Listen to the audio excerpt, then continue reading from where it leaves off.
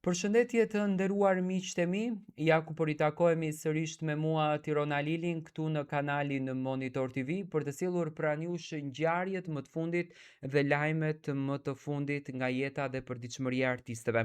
Tani do të ndalojmë tek rasti që në fakt të gjithëve na ka lënduar shpirtërisht, të gjithë e vuajtëm, të gjithëve na ka thyer humbja e Shpat Kasapit. Shpat Kasapi u nda në moshë të hershme nga jeta e tij, duke lënë pas djalin e tij Roelin, bashkëshorten Selvien dhe një familje të mrekullueshme Kasapi. Selvia siç duket ka bërë një lëvizje nga Maqedonia ndoshta drejt Italisë, atje ku edhe Roeli ndiqte kurat për të shëruar veten e tij, për ta shëruar djalin e saj sa më shpejt dhe Roeli të rikthehet fuqishëm si të gjithë fëmijët e tjerë, i lumtur dhe i gëzuar. Në Instagramin e saj, do me thënë tashmë Instagrami i Selvies është në qendër të vëmendjes, po ndiqet jashtëzakonisht nga fansat për çdo lëvizje që ajo po bën, për çdo postim që ajo po nxjerr, do me thënë është ajo hija tashmë në këtë botë e Shpatit dhe duan me patjetër që ta shohin dhe Roelin teksa po rritet, do me thënë duan të ndjekin atë trashëgiminë e bukur që Shpati e la në këtë botë. Ajo ka publikuar biletat e Roelit edhe të vetën, do me thënë gjatë kohës kur po nisej që të udhëtonte. Duke i shoqëruar me fjalët sot do të doja më shumë se gjithçka të kisha edhe biletën tënde në dorë.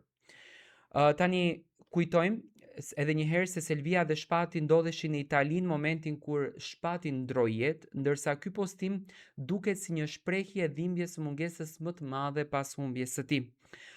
Shpati ndroi jetë në moshën 40 vjeç duke lënë pas kujtimin më të bukur. Ajo që ne kemi arritur të kuptojmë, domethënë brenda familjes Kasapi, është që Selvia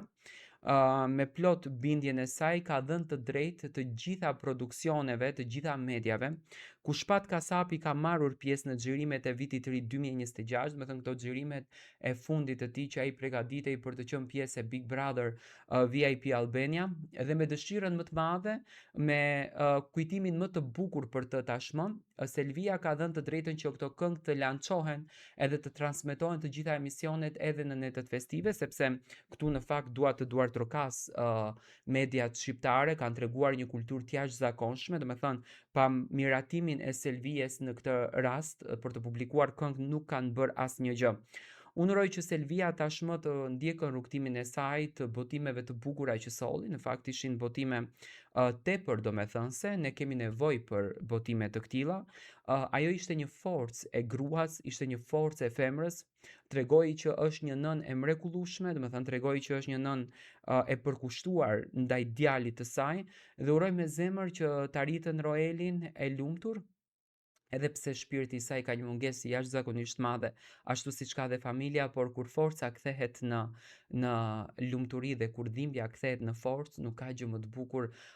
në këtë mes, domethënë kur ky trekëndshi bëhet bashkë. Ajo nuk e haron asnjëherë Shpat Kasapin dhe e kujton shpesh në përpostime dhe në për të gjitha daljet e saj, duke mos e lënë anash njeriun të cilin asaj ja plotësoi zemrën, ja plotësoi shpirtin dhe solli në jetë Roelin.